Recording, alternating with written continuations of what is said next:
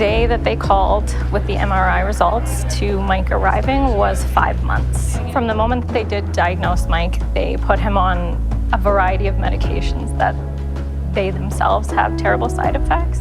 And so to wait 5 months with those medications, that's a hard battle to go through, just aside from everything else.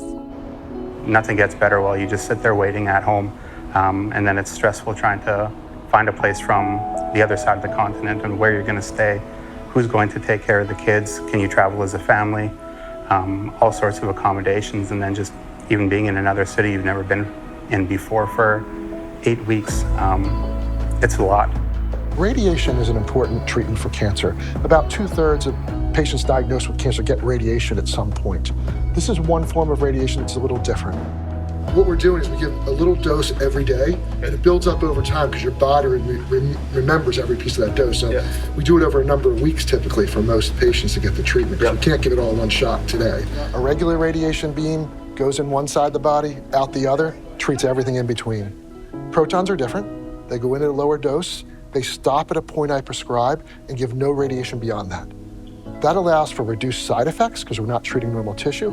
But more importantly, it's going to give opportunities for combining with chemotherapy, for giving higher doses in certain circumstances, or even treating people that may be more frail and not able to typically get radiation treatment. Behind the wall in here is what's called a cyclotron. This is 2 large magnets. We actually inject protons through a hydrogen ion source in the middle of this. These magnets, as it gets more and more radius, it gets more and more energy.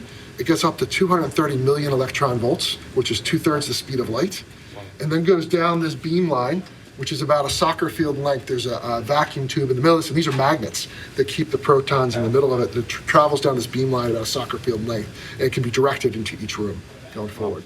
The walls behind it, we can't go in because this is actually radioactive. Back here has 9-foot thick concrete walls to shield it, so we don't get exposed to the radiation here in this spot. And that's the most radioactive portion of the apartment, is that cyclotron itself. It's also biologically different, that we're looking at ways to change the future of cancer delivery. And that's probably what I'm most excited about, the next step beyond this. It's important what we're doing today, but I always want to make sure we get better and have that ability to deliver better treatments for patients. Super precise. You can reduce side effects significantly. But I think more importantly, you can combine chemotherapy and other things in ways we couldn't do before. Amazing. To have an idea of what treatment might look like. You know, obviously understood that Mike was receiving the best treatment possible. But to come here, to see the facility, to see the machine, to see kind of everything, it's unbelievable. This structure, you're walking in on the 2nd floor of a 3-story facility. What comes out of this, the beam is actually a pencil beam, the size of a lead pencil, and we can take a tumor and divide it up in 5-millimeter cube spots, and we paint each spot. Like you painted by numbers as a kid, we're painting by numbers the tumor just in 3 dimensions. Obviously, it's a big commitment for Mike and the Stelters to be receiving this treatment, but I think after seeing the facility, you can see why. It's an unbelievable thing, and something that we definitely need to get up in Canada. So you know, families don't have to be separated during treatment. So this is really the most advanced way to deliver radiation in the world. These are CAT scanners that come out of the back of the wall, so we can take these out, we image, and make sure everything's aligned perfectly, because we can't take back what we give. So we're making sure everything's perfect before we deliver the treatment itself. It was a lot to process with the treatment, just not having it in Canada, and a little bit of stress added to it, having to travel out of the country for treatment. But getting here, it's been unbelievable seeing the facility they have and the level of care that they're able to give, and just the technology here.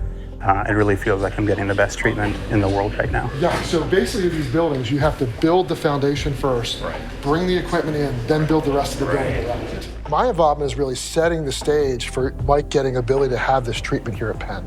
But we have an amazing team of people that really genuinely care and want to make sure, on top of getting the best cancer treatment, have the best experience getting through this, because this is not easy. We all know that. And it truly takes a village to get people through this whole experience, and that's what we want to see for Mike. This is a treatment, if you will, that is not available in Canada. Canada is the only country in the G8 that does not have it. And so it is a big burden to send families to the US.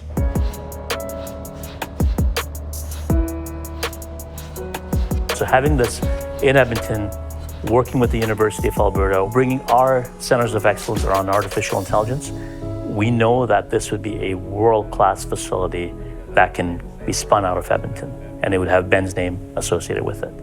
So we have a great partnership with the team at Edmonton that's looking to build this facility, and I'm very excited for Penn Medicine to be involved with that. So we've done a lot of work over 14 years. We have all those learnings. We've made the mistakes. We want to make sure the next facilities come up at a really, really high level, and that's what our partnership's about, is ensuring that the people of Edmonton get the best possible treatment going forward.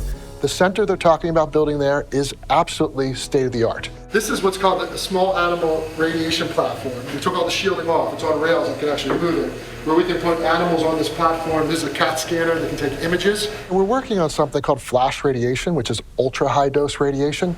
We have a large platform over there that we can put dogs on this, so we actually treat patient dogs. We're not giving dogs cancer. It's helping dogs with cancer. Typically, like Mike's going to be here for 8 weeks getting radiation, where he's coming in every day, Monday through Friday. But we're working on a process that we can take that entire course of radiation, and if we deliver that course in less than 1 second, we can see the same tumor control with less side effects. If we do that, we completely change cancer, right? If you can imagine, you got a diagnosis of cancer, you're going to have treatment that's going to take a second, you're done with less side effects. Right. That changes everything. That's what we're working on here. We're doing dog trials right now. We're planning to go into human trials next summer, actually. Every doctor likes to have different tools in the toolbox, and what you want to do is give the physician the tools they need and make the decision based on the patient in front of them, what's going to be the best therapy. We're a charitable foundation, so we're fundraising, right? So donations to the Ben Stelter Foundation help with initiatives like this. We have magical experiences, we have venture philanthropy, we have research, and we have medical equipment. So all that money will come to facilities like this and help make sure that we can deliver this treatment where we need it in Edmonton, minimize the disruption to our families, but more importantly, deliver better outcomes for all of us. We think we can bring it there in 3 years. There's a lot of demand. There's a lot of capacity needs that we have just in Edmonton. But if you go broadly in Calgary and then the rest of the country and deliver a world-class solution that we can be proud of because we'll be sharing it with the rest of the world. To bring this treatment to Edmonton and to Canada as a whole, and to have it under, kind of Ben's name, it means a lot to me, and I'm sure, even more to the Stelters and to everyone who loves Ben, because ultimately everybody deserves to have the best treatment and the best care. It shows the power of Ben. He's such a special little guy, and to have his legacy kind of attached to this, and how many people it's going to help and how many families it's going to save, and little kids like Ben that it can save. It's an amazing thing. Really appreciate the time. It's very, very cool to see. And thanks for all the amazing work you're doing. Thank you. That's awesome. Yeah. That's great for advocating for Edmonton to get this technology. Yeah, that would be great. It's really an important technology. Yeah. You're from Canada, and you've been advocating. Canada has to get this. It needs, yeah. It's the only G8 country not to have it yet, and as much as I love treating Canadian patients down here, I think it would be, ideal for Canadians to access this so easily, Absolutely. At home. Yeah. Mike doesn't want to miss the home games. Exactly. That's right. I can never say enough good things about Edmonton and the community and the hockey community and everything to do with Oilers, and the support that our family has received over the last year and a bit has been tremendous, and the love that they gave Ben, and now that the love that they give to Mike and I is incredible, and I don't think I could ever say thank you enough.